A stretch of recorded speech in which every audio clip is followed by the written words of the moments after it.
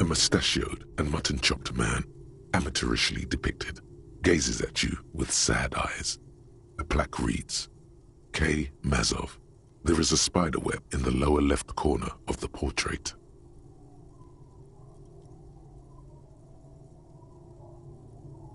Years' worth of dust is shaken off. The full head of hair, matched by an ample moustache and sideburns, look a bit silly.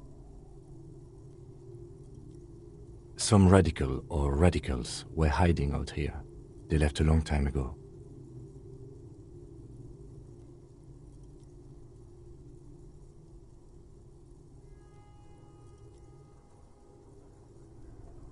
Half a century? This was probably part of the network of defense posts the communards built against the amphibious landing. I think the purpose of this bunker was to produce propaganda. It would have had radio equipment back then, but that's all been looted. We have found a lot of those lately. I guess what most people think of as history tends to linger in rundown neighborhoods. Martinez being what it is, no one has gone through the trouble of cleaning out the old bunkers.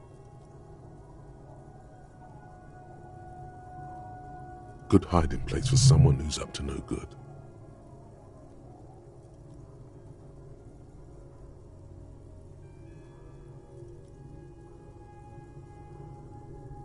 Millions of depictions of Mazov have been produced.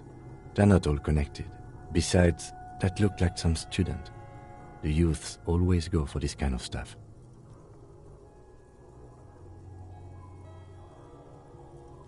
You mean like Ruby?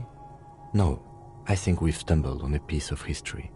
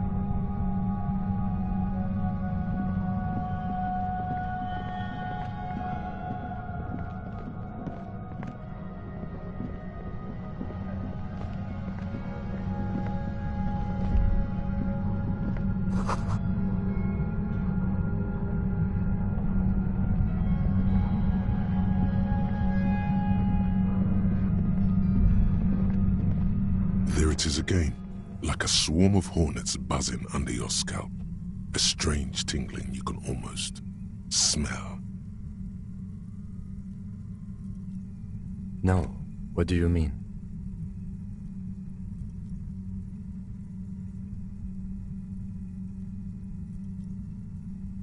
I don't feel it, but we should still be careful. There were footprints back there, and I'm pretty sure they were fresh. No, but you are the sensitive one.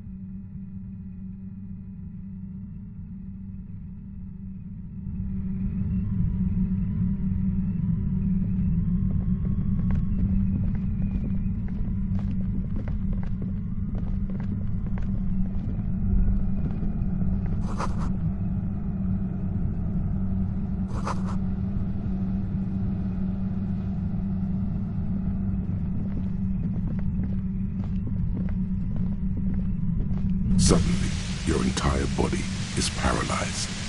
Aggressive white noise fills your skull. A strange pain, like you've never felt before.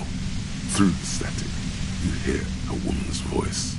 I know you're feeling pretty uncomfortable right now. Don't move too much or fight it. That'll just make it worse.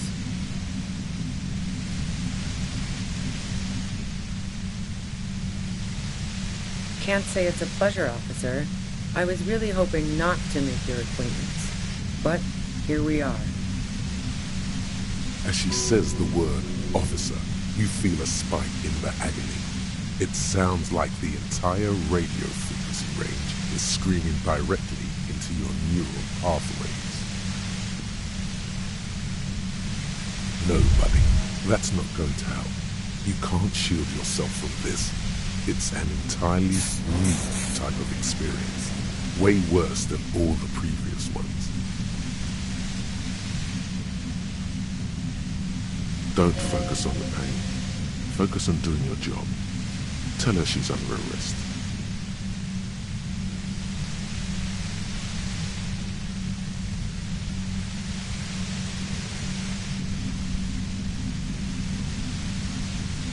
Really now?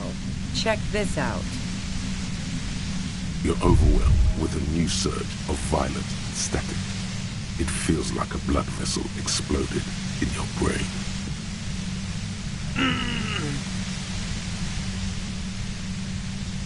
I'm using a pale latitude compressor. You and your partner have been caught in its field. The explosion of static you're hearing is the ULAN frequency. Blasted from that pale emitter that Angus mentioned.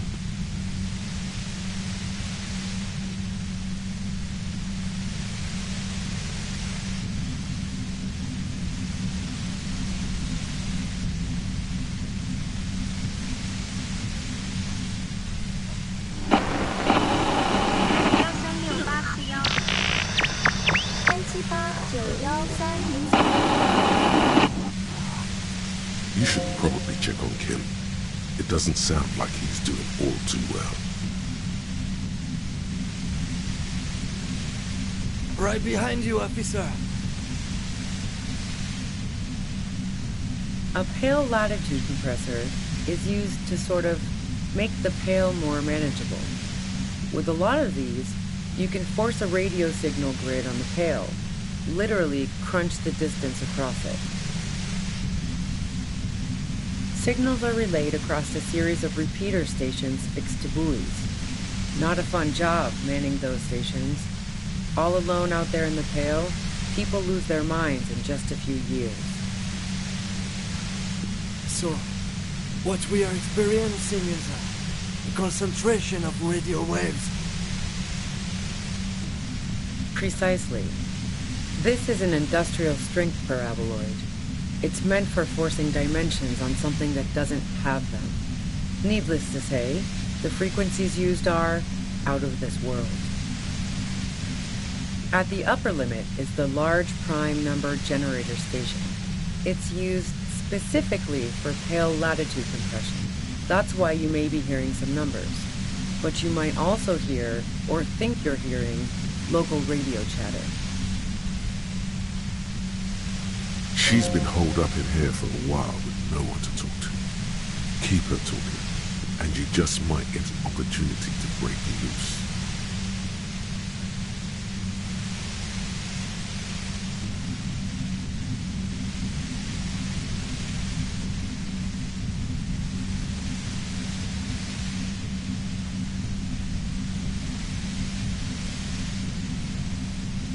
I built it myself. And she's proud of it too, as she ought to be. This is way beyond your abilities.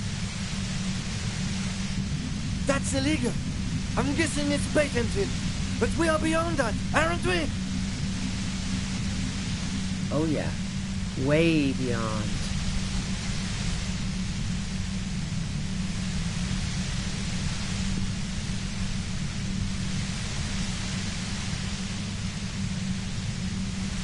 No. Once I shut down the compressor, the pain will end. It may take a few minutes for you to steady yourself, though. It's a bit like waking out of a very confusing dream.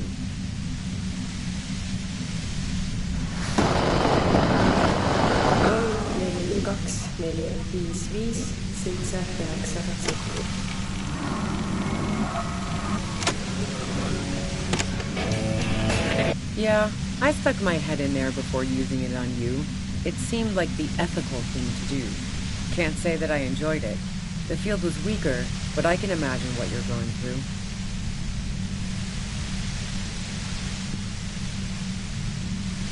The Pale?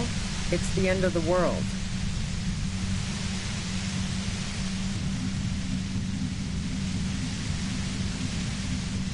You're big boys. You can handle it. Stop being so damn melodramatic.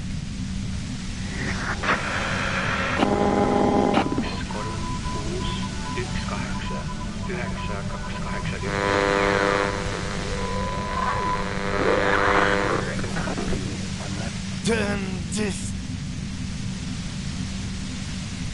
God damn it. Fine, I can dial it down. I've also got a gun, by the way.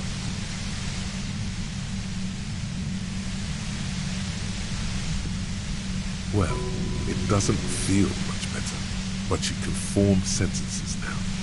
Thinking doesn't seem to hurt as much. Just keep her talking, and you'll get through this.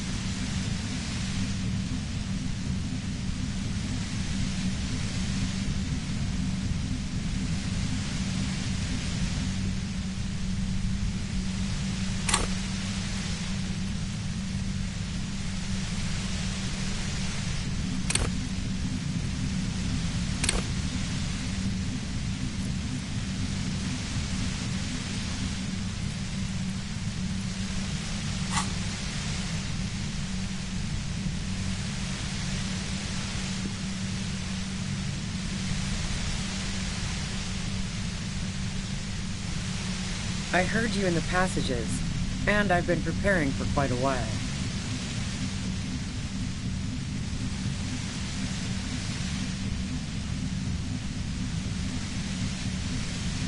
So you found my shack, huh? I'm not surprised. Her tone is bitter. She thinks she's been betrayed.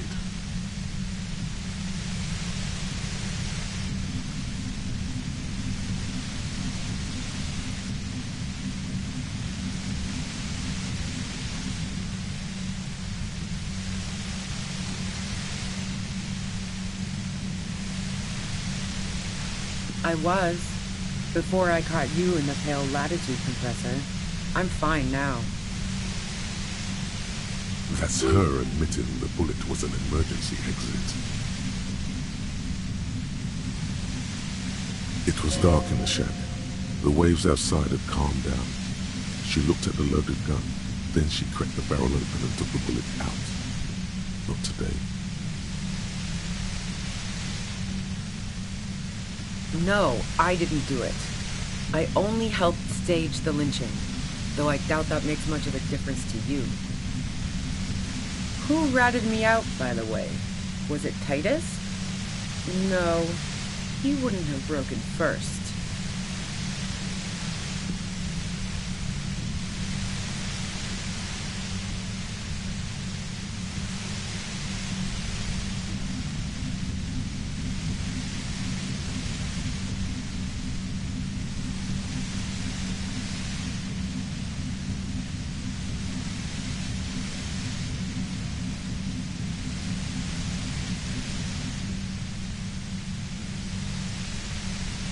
Oh, I knew the kitten had claws, but not like this. But she couldn't have known I was on the coast. How did you find me?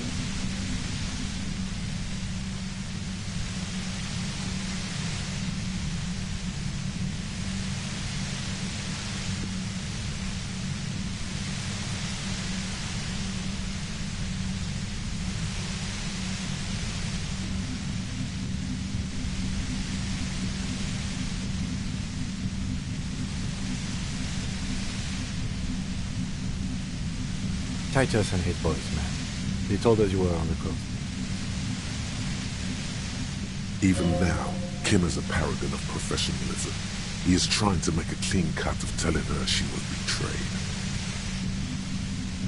Well, fuck. Those guys liked me, I know it. If this is what happens to people whom people like...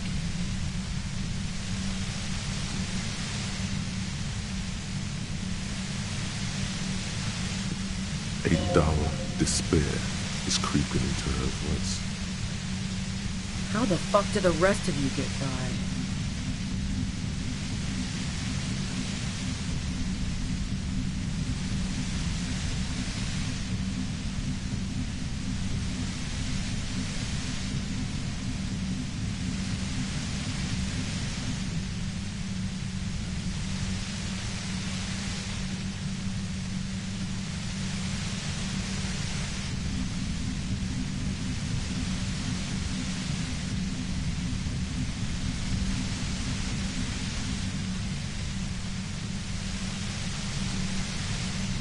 Like what?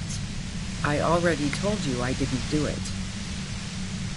A strong moral compass. She still wants the opportunity to make a case for herself.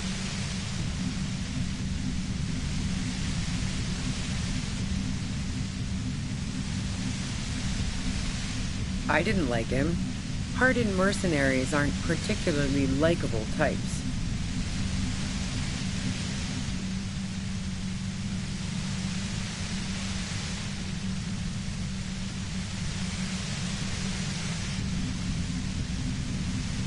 Plenty of broken people who don't come with that kind of body count.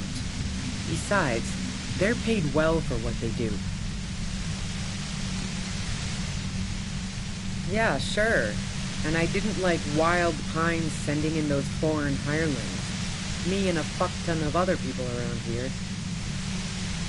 She didn't hate him, okay?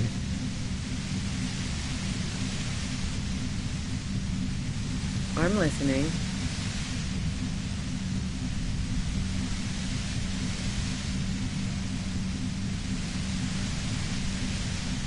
Man, I was with the boys the whole night. I hope they at least bothered to impress that upon me.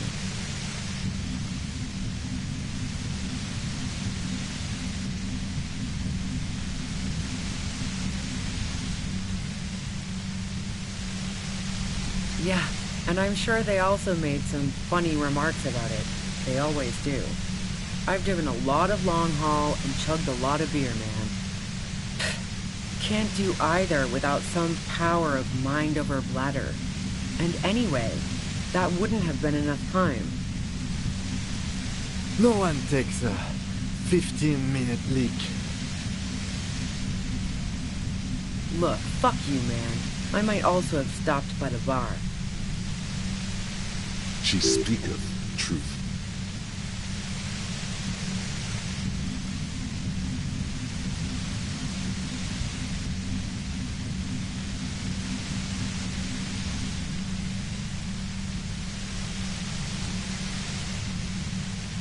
So, Heart of Gold Tommy fucked me over too.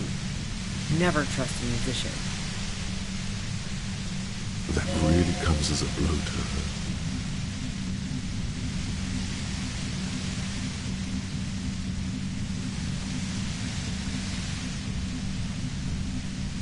her. Okay, great. You got into my lorry on your own. What now? You're going to arrest me for drug trafficking? Beneath it, she's relieved Tommy didn't betray her.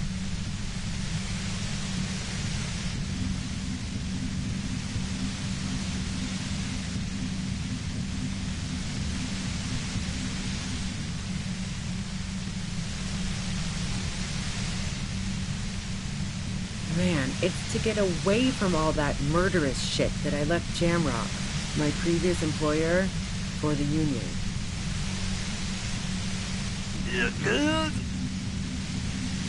She deliberately avoided naming the mob she worked for. You might be able to find this out later. I got lucky being a dispatcher. Never had to do any of the really dirty work myself. This gun has only been used for self-defense against serious scum.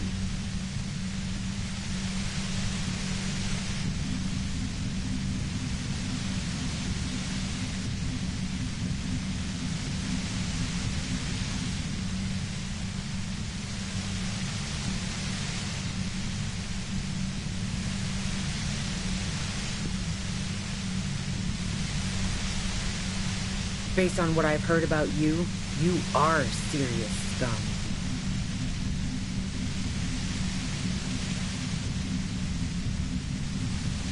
Yeah? Where?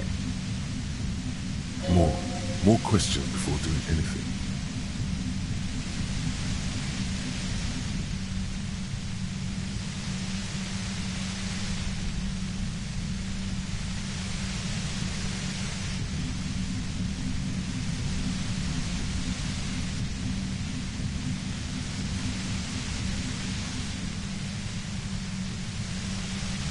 How should I know? As I keep saying, he already had a bullet in his head when I got to him, and there hasn't been any useful gossip over the radio. Police radio? You've been following the case? Who hasn't? You know, I can still see him there, in Claus's room, lying on his side. He was still warm, but the bluish light coming through the broken window made him look as though he'd been dead for a good long while.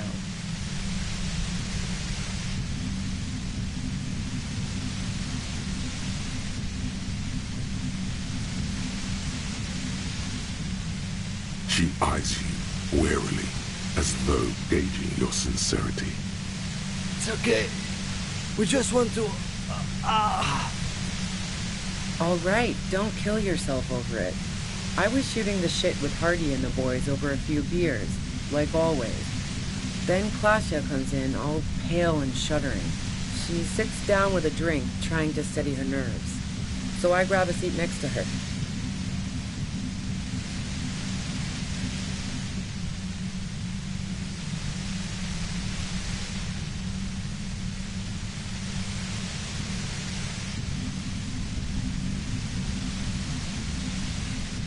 No, I really didn't. She's not that easy to read. I just assumed she'd done too much blow. It wouldn't be a first for her. But no such luck. She was in some deep shit. She asked me to come upstairs. The merc she'd been going with was lying on the bedroom floor, dead. I knew she couldn't get the authorities involved, so yeah.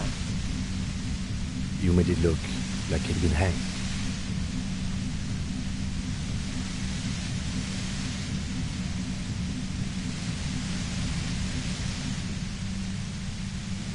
What? No. Faking a lynching was her idea. Yeah, in cold blood. It really surprised me how quickly she was able to get a hold of herself once we got up there. It was like she was another person. The party girl was gone. She asked me to help her drag him into the shower so she could wind the shower head around his neck to fake lividity. Then she dressed him while I went to get the Hardy boys. Glacia knew exactly what she was doing. You can't remain calm under pressure otherwise.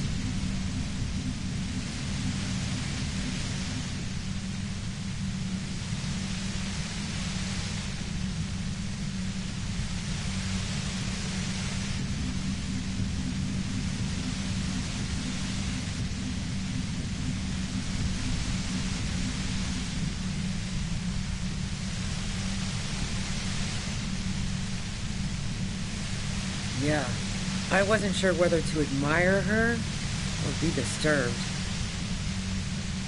And potentially bring attention to herself? No. Besides, the shot was made from a distance. Otherwise, we would have heard it downstairs. She's right. No one mentioned hearing shot. The shot didn't come from the roof. We should have factored this in. Damn it. But even if this is true, weren't you worried this lynching might lead to... War? The thought crossed my mind. But the mercenary's death was going to have repercussions either way. Although the way things are going...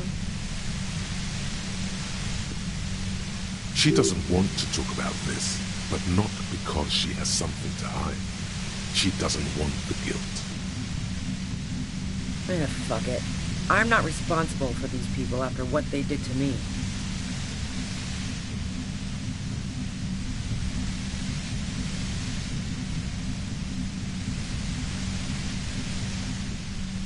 I saw you roll into town. I wasn't about to stick around for questioning by a goddamn La Puta Madre agent. So this is what she was scared to tell Titus. This cop. Yes, you. Everyone says you're his peon, his human can opener.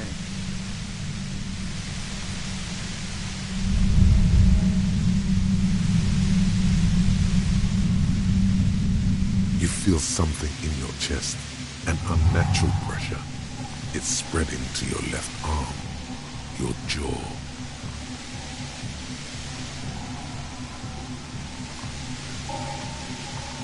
Very, very bad. This is the end bad. All you feel is pain and weakness. You have to surrender now. We all do. It gets so dark. You don't even see her face, like you always thought you would. You only see pain and fear. Cop suffers final heart attack. A detective lieutenant of the RCM passed away yesterday. His death, though abrupt, did not come as a surprise to those who knew him. He was the heaviest drinker I'd ever met. Captain Ptolemy Price, the deceased superior officer, commented, "That ain't easy on the ticker." He loved his liquor, sure, said Detective Chester McLean, friend and colleague. But I think before he ever had a heart attack, his heart was broken. According to an official statement given by the RCM, the officer was on the brink of solving a murder case.